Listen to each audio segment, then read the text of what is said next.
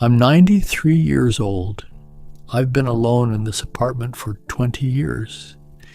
I had a wife I loved for 46 years, 3 children who were my world, and a best friend I trusted more than anyone. I lost all of them because I kept a secret that destroyed me but saved someone innocent. My name is Martin Hayes.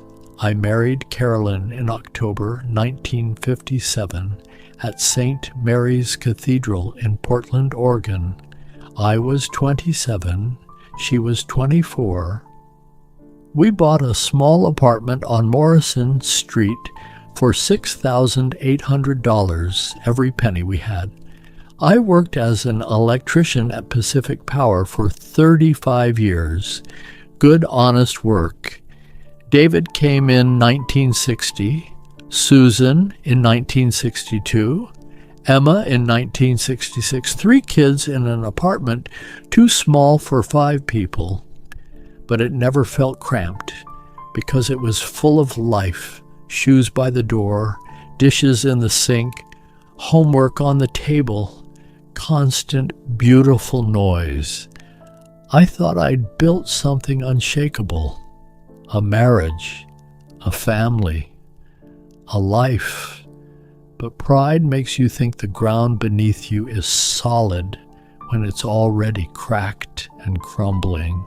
Robert Sullivan came into my life in 1962. We worked together at Pacific Power. We started talking during lunch breaks, and just like that, we were brothers. Robert helped me fix our electrical problems at midnight. We played basketball every Saturday at Laurelhurst Park. We sat on my couch drinking cheap whiskey, solving the world's problems for hours. Our families became one. Caroline and Robert's wife Janet organized holidays together. Our kids called each other's parents aunt and uncle. Robert had a key to our apartment. When Emma was born in 1966, Robert was at the hospital waiting room with me. When I told him Caroline delivered a healthy girl, he hugged me so hard I couldn't breathe. He had tears in his eyes. For 20 years, Robert was the person I trusted most outside my own wife. I told him everything, my fears, my dreams, my worries about being a good father. But at 93, I understand now that sometimes people don't stay close because they love you. Sometimes they stay close because it gives them access to take what's yours. April 22nd, 1984. Emma was 18, a freshman at Portland State. She collapsed during track practice with a ruptured appendix. At Oregon Health and Science University, the surgeon said she needed a blood transfusion immediately. I rolled up my sleeve without thinking. "Take mine." The medical technician drew my blood and came back 15 minutes later with a look that stopped my heart. "Mr. Hayes, you're B positive. Your daughter is AB negative.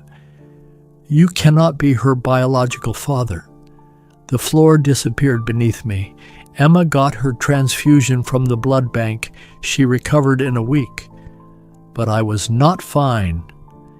That night I sat across from Caroline at our kitchen table. "Who is Emma's father?" She didn't gasp, didn't cry, didn't act surprised. She'd been waiting for this conversation for 18 years. She said one word, "Robert." 20 years of friendship. My best friend. The man who cried when Emma was born. He was her biological father. But finding out about the affair isn't what destroyed my family. What Caroline did in the next 3 days burned my life to the ground. I told Caroline I needed 3 days to think, to figure out how to handle this without destroying Emma, who was still recovering and completely innocent. Caroline used those 3 days as a weapon. She called David and Susan separately. She told them, through tears, that I'd been having an affair for years, that I was a cheater, that she'd been suffering in silence to keep our family together. She got ahead of me. Thursday evening, David called. "Mom told us everything about what you've been doing." I understood immediately what Caroline had done.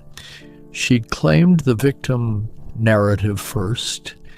Anything I said now would sound like a guilty man's excuses. I could have told David the truth right then. Exposed Caroline and Robert completely, but the truth involved Emma. And Emma was 18 years old, just out of a hospital bed, innocent in all of this. So I made a choice that would define the next 20 years. I stayed silent. I let my children believe I was the villain because the alternative was destroying their sister. David stopped calling within a month, eventually moved to Seattle and cut me off completely.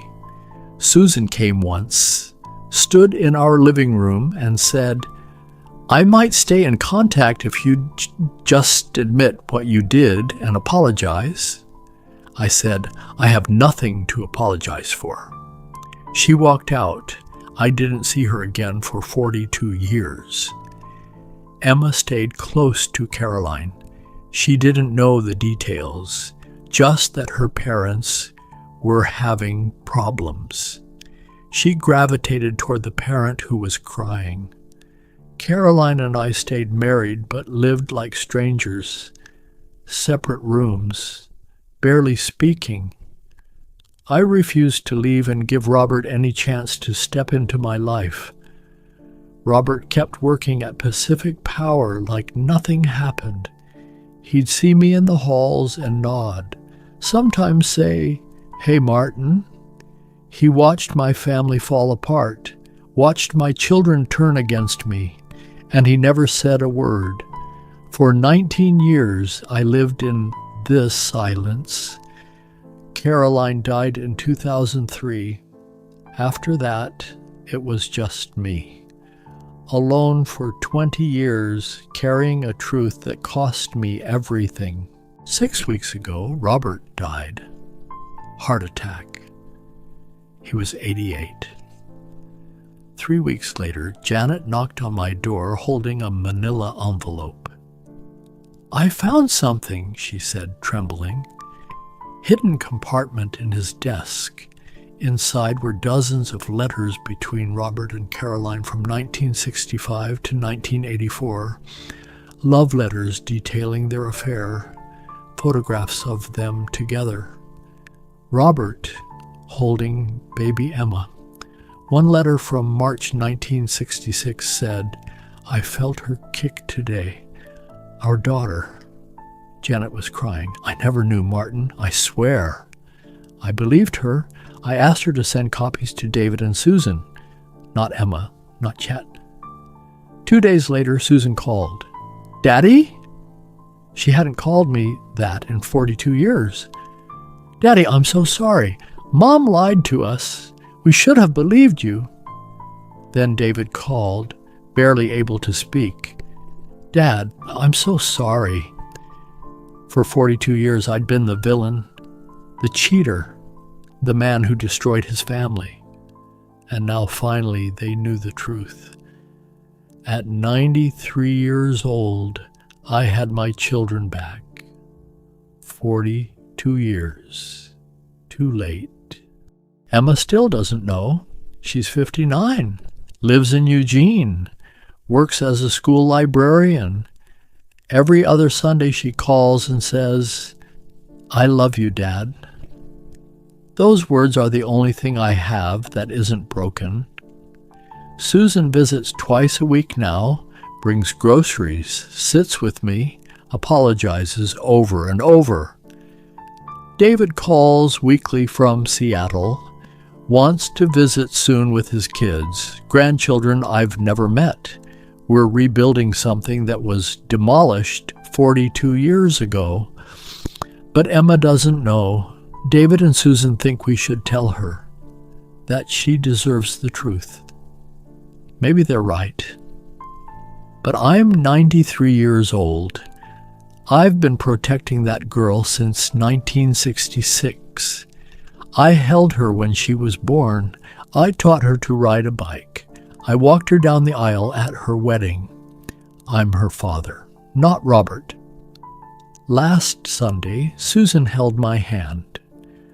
I wish I could give you those years back.